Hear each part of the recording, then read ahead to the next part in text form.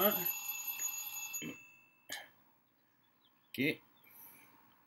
Game day? But it's Fort McMurray. That's like a preseason game. Well, real home opener? Oh, son of a... Go Argos, go, go, go! What's up, everybody? This is Drew from Section 122 on ArgosEndzone.com, and it's time for the 2015 kickoff of the CFL season. Been a heck of an offseason, eh? Took forever. So, as always, you can click on the See More button down below to jump to the section you want to see. This one takes a little bit longer because we're going to recap what happened in the offseason before we get going on this season. Are you ready? Let's do this. I think we can all agree the biggest news in the offseason is change of the organization as well as the league on a whole, affecting the fan base from coast to coast. We're all still talking about it. The retirement of Mike Bradwell. I mean, let's face it, the sidelines just got a lot more ugly in the CFL this year, as well as in the stands in Toronto as we lost the opportunity to see Aaliyah Jasmine on a regular basis. Oh, and the Argos were sold. The ownership situation has finally come to an end, starting next season, of course, as the conglomerate with Bell and I think it's Tannenbaum take over the Argonauts. They move out of Rogers Center and that really restrictive scheduling situation, which results in the home opener happening out in the West Coast, and moving to BMO Field. There's a couple of TFC fans that are really unhappy about this. Hopefully that all gets resolved before the season kicks off.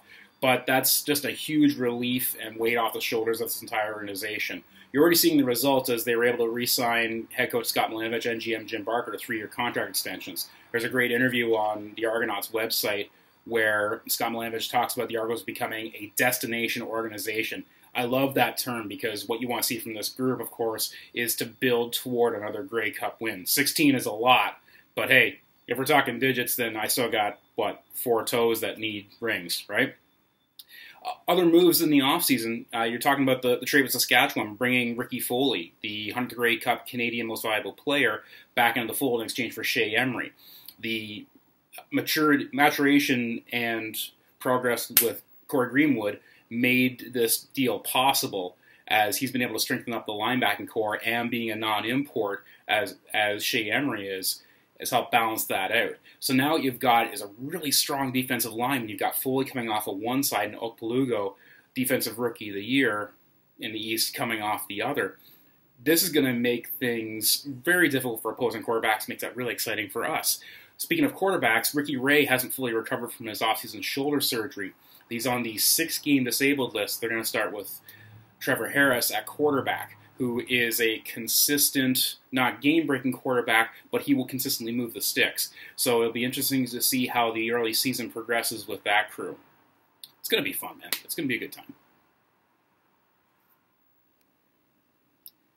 The Argos open this season at home on the road, as it's a home game in Fort McMurray, Alberta, against the Edmonton Eskimos.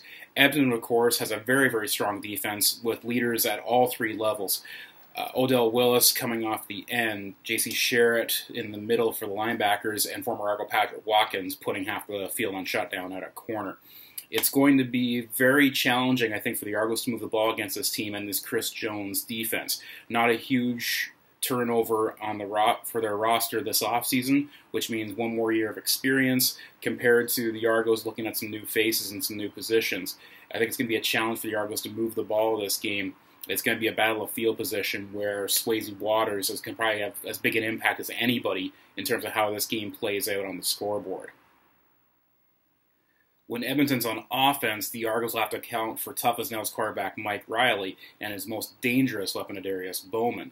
So you're going to be looking for the newest dynamic duo on defense, Ricky Foley and Christian Okpulugo, creating pressure from both sides, while Greenwood keeps the middle open up and Jermaine Gabriel to make sure nothing gets behind him, as he's in like Polamalu mode right now. I don't want to put that much pressure on him, but if you saw any of his preseason work, he's starting to really anticipate plays and starting to be very, very disruptive to the opposing team.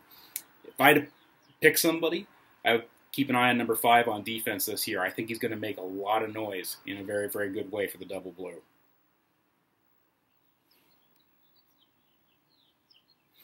It's always tough to predict how things are going to turn out for the first game of the regular season. With only the 2 preseason games, this is almost like a third preseason game as the offense is still trying to find timing with quarterbacks and receivers, linemen trying to get a better feel for their blocking and their teammates. Speaking of the linemen, Jeff Keeping is not dressed for this game either, which is a huge blow and an understated blow to the Argos offense. That guy is a beast running that line.